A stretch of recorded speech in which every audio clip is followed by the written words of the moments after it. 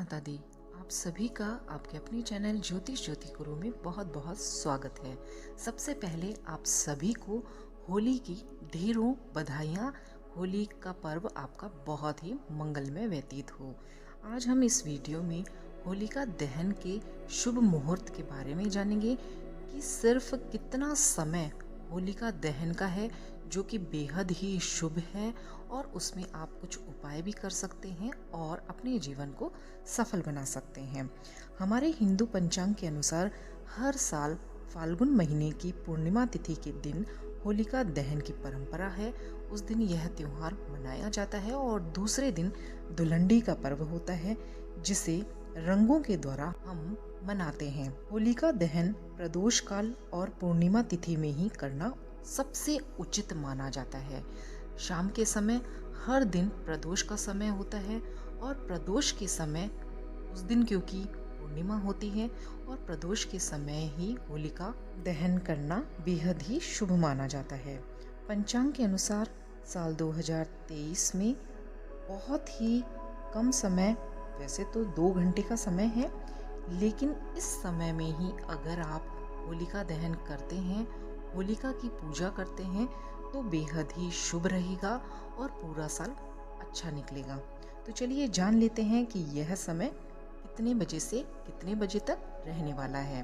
होलिका दहन का पर्व 7 मार्च को मनाया जाएगा और 8 मार्च को आप होली रंगों के साथ खेल सकते हैं। उस दिन खेलने वाली यानी धुलंडी वाली होली है। अब जान लेते हैं कि होलिका दहन का बिल्कुल श्रेष्ठ मुहूर्त, शुभ मुहूर्त कौन सा है। तो वो है 7 मार्च को प्रदोष काल के समय सायंकाल को 6:29 से रात के 8:52 तक।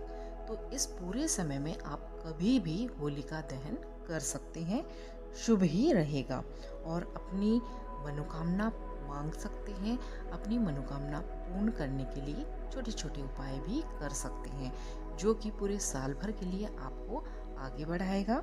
इसी के साथ ही आपको बताना चाहूँगी कि पूर्णिमा तिथि प्रारंभ होने से पहले ही भद्रा लग जाएगी और भद्रा लगेगी 7 मार्च को दोपहर के समय 2:58 से और करीब रहेगी शाम के 6:10 तक। और जो पूर्णिमा है वो रहेगी 6:09 तक।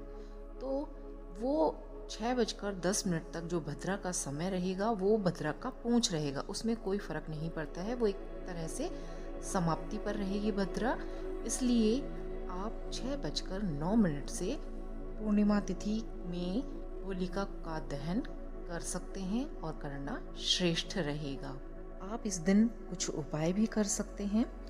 तो इस दिन क्योंकि पूर्णिमा है तो आप स्नान करने के बाद स्वच्छ वस्त्र अवश्य ही धारण करें। हो सके तो इस दिन आप बिल्कुल नए वस्त्र धारण करें जो आपने कभी भी ना पहने हो।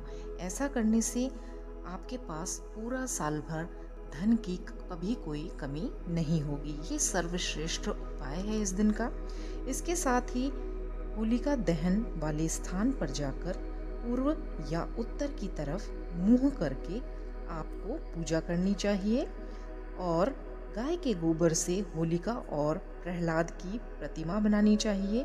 इसके बाद में होलिका में रोली, हल्दी, धूप, फूल, गुड़, पताशे, गुलाल, कोई भी रंग, वैसे तो गुलाबी रंग ही अच्छा होता है, यही आप लें। इसके साथ ही नारियल, फल और मिठाइयाँ और साथ ही गोबर के बने हुए गोल गोल कंडे होते हैं, जैसे हम डोनट्स बनाते हैं उस तरीके से गोल गोल गोबर के बनाए जाते हैं, उसमें बीच में छेद करके, तो उसकी माला भी होलिका में पहनाई जाती है। तो ये भी आप अवश्य ही अर्पित करें। इसके साथ ही भगवान नरसिंह की पूजा भी इस दिन की जाती है कहीं कहीं पर, और आप होलिका के साथ ही अवश्य ही करें नरसिंह भगवान की पूजा भी, क्योंकि नरसिंह भगवान ने ही प्रहलाद को बचाया था। साथ ही अंत में होलिका की 4 या 7 आपको परिक्रमा भी अवश्य ही करनी चाहिए। कच्चा सूत आपको होलिका जहाँ पर बनी हुई होती है वहाँ पर उनके चारों तरफ लपेटते हुए परिक्रमा पूरी करनी चाहिए। परिक्रमा करते समय आप अपनी मनोकामना बोलते हुए परिक्रमा करें और हाथ जोड़कर भगवान नरसिंह से प्रार्थना करें कि वे आपकी मनोकामना शीघ्र ही पूर्ण करें।